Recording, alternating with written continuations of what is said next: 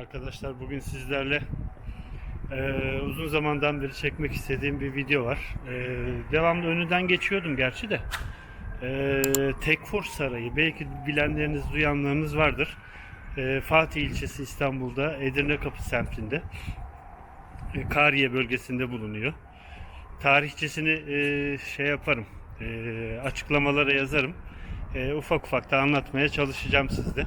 Birlikte gezmeye başlayalım isterseniz. Beğendiyseniz beğenmeyi unutmayın arkadaşlar. Herkese iyi seyirler. Böyle bir yerden girdikten sonra, kapısından girdikten sonra şurada güvenlik girişi var. Şöyle giriyoruz. Bayağı eskiye dayanıyor bir tarihi var. Gerçi girişinde anlatmışlar. Tekfur Sarayı Müzesi olarak geçiyor.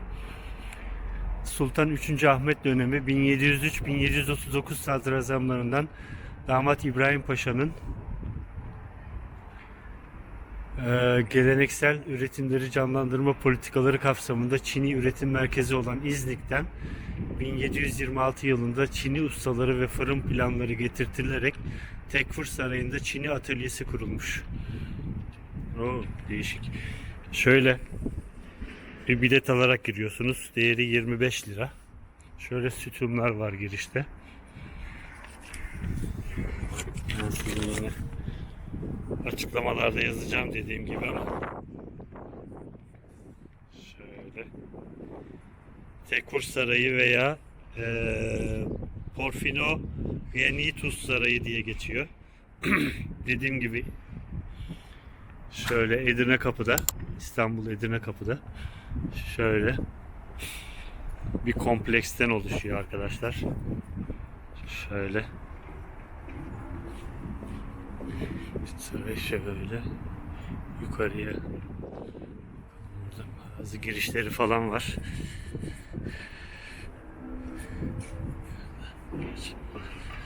Bütün dünyada genç Bizans mimarisinin nispeten bozulmamış örneklerinden biridir. İstanbul'da Fatih ilçesi sınırları içerisinde Edirnekapı semtinde bulunuyor. Şöyle üst katları falan da var. Buraya giriş yasak. Şöyle şuradan Tekfur Sarayı. İçeriye de gireceğiz biraz sonra.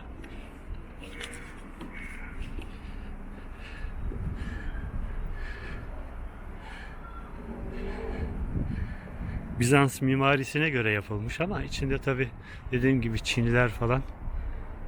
Şöyle tarihini ben açıklamalara yazacağım dediğim gibi, Bizans dönemiyle ilgili. Şimdi içeriye doğru bir girelim bakalım. Çok az bir vaktimiz var. Geç gelmişim ben şu an buraya. Bir bakalım içeriye. Şöyle.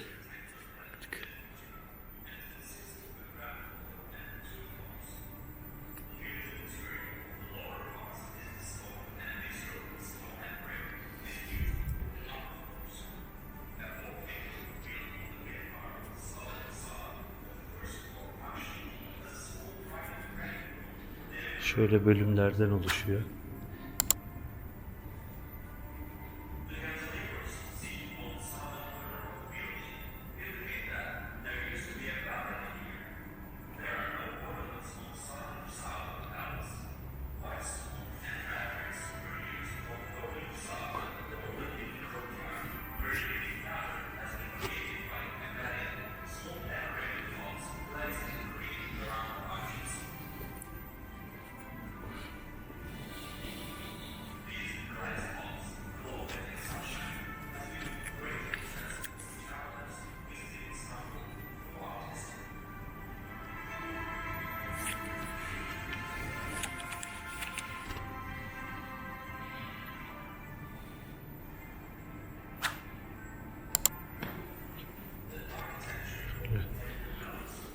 Üst katlara doğru bir çıkalım bakalım.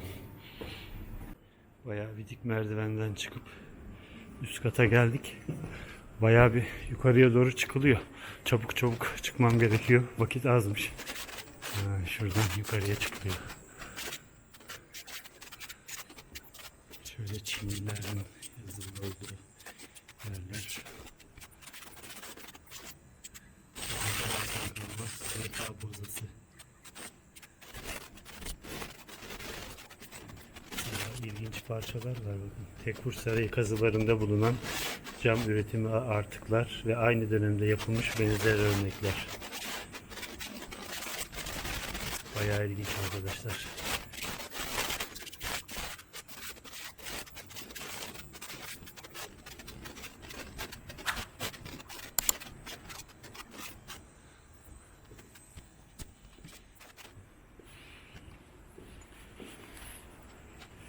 Bunlar da hep Tekfur Sarayı fırınlarında üretilen çömlekler ve benzer örnekler. Bizans dönemine dayanan bir saray. Şöyle. Gezip görmenizi tavsiye ederim. Çok ilginç şeyler var. Tarihe meraklı arkadaşlar. Şöyle. Az bir vaktim kaldı. 10 dakika.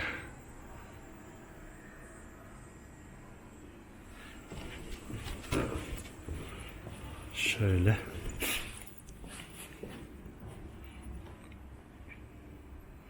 Seramikler bulunan, kazılarda bulunan örnekler.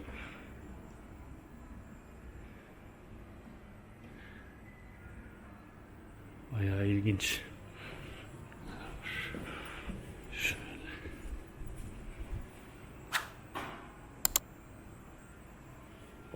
Şuradan yukarıya doğru çıkalım, ondan sonra yavaş yavaş tekrar bir dik bir merdivenden çıkıp en üst kata geldik. Burası son kat. Şöyle.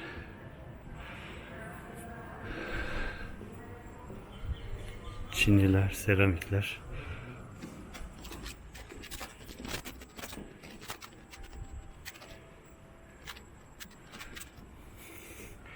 Tekfur Sarayı üretimi ile çağdaş 19. yüzyıl Eyüp seramik örnekleri.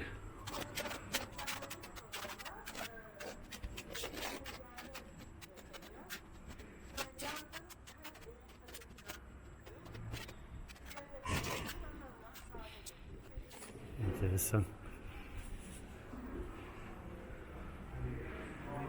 19. yüzyıl seramik örnekleri ta o zamandan. Çıkıyoruz. Şöyle.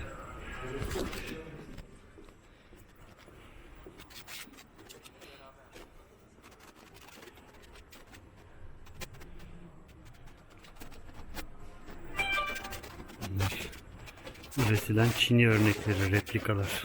O zamandan kazılarda çıkarılmış arkadaşlar. Bayağı ilginç, çok güzel.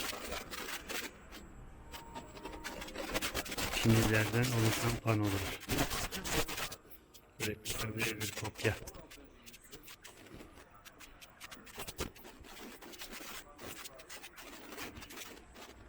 Hekimoğlu Ali Paşa Camii panosu. Replika birebir kopya.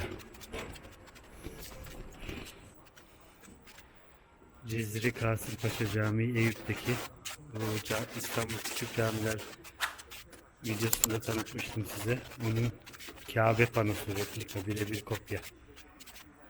Şöyle. Evet. Şimdi aşağı doğru ineceğiz arkadaşlar. Aşağıda tekrar açar kapatırım.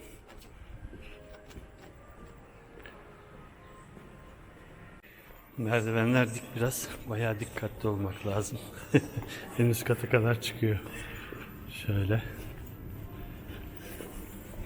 Tekrar girişe geldik.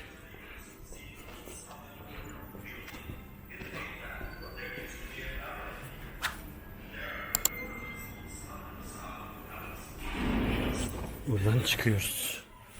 Evet. Ulaşım gayet kolay. Şimdi dışarıya çıkalım, tekrar size bilgi vereceğim. Şöyle. Tekfur Sarayı. Dışarıdan bir görüntüsünü de alırız. Ondan sonra videoyu yavaş yavaş kapatırız. Şöyle bir girişi var. Dediğim gibi 25 lira gibi bir girişi var. Ücreti var. Şöyle.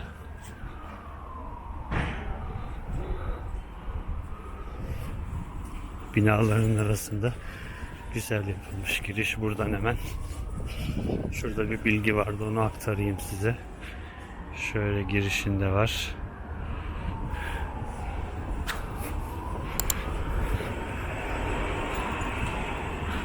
Tekfur Sarayı Müzesi. Bizans İmparatorluk Sarayı kompleksinin ayakta kalan tek binası. Tekfur Sarayı sizi bekliyor. Buyurun gelin, ziyaretlerinizi yapın arkadaşlar. Şöyle. Şimdi burada hemen Edirnekapı semtinde İstanbul'un. Şimdi buradan girişte yoldan hemen göstereyim size Tekfur Sarayı. Gezilebilir ilginç şeyler var. Şöyle.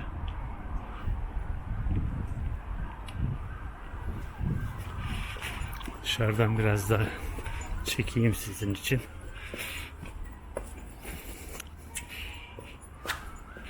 Gerçi dışarıdan böyle asansörle de çıkış var yukarıya kadar, üst katlara kadar, ama ben merdivenlerden çıktım. Hemen böyle surların dibinde şöyle bayağı devasa bir saray. Şöyle.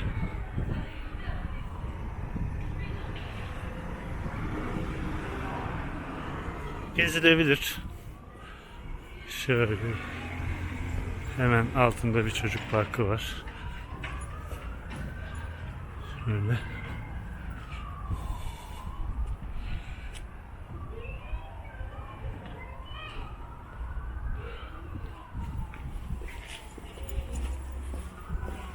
Hemen buradan dümdüz gidildiği zaman Edirnekapı surları var ya, bilenler bilir. Şimdi gidince göstereceğim size. Tekfur Sarayı Parkı'ymış burası da ayrıca. O surların dibinden hemen yukarıya gidiyorsunuz, merdivenler var. Aşağı yukarı 50-100 metre ileride sol tarafınızda kalıyor Tekfur Sarayı. Hemen surların girişinden tekrar bir açıklama yapayım size. Dediğim gibi hemen şuradan surların dibinden devam ediyorsunuz. Şöyle. Edirnekapı surları var. Yolumuzun üstünde hemen.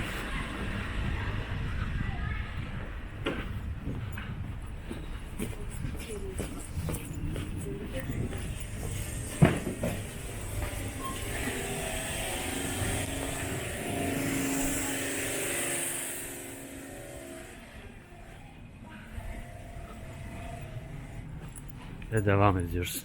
Evet, daha önce de söylediğim gibi şöyle Edirnekapı surları var. Bu Edirnekapı surlarını, göbeği kendinize önünüze doğru verdiğiniz zaman Tekfur Sarayı'na doğru şuradan gidiyoruz. Surların hemen dibinden. Şöyle. Edirnekapı burası.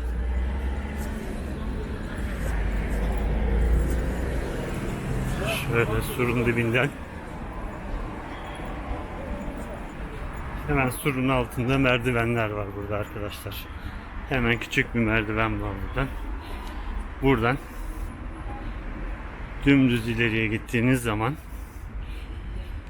aşağı yukarı 100, 150, 200 metre ileride sol tarafta Tekfur Sarayı'na ulaşabiliyorsunuz. Çok kolay, basit. Buradan Edirnekapı'dan geliyorsunuz arkadaşlar. Dümdüz ileriye gidince Tekfur Sarayı önünüze çıkıyor. Burası da Edirnekapı surları.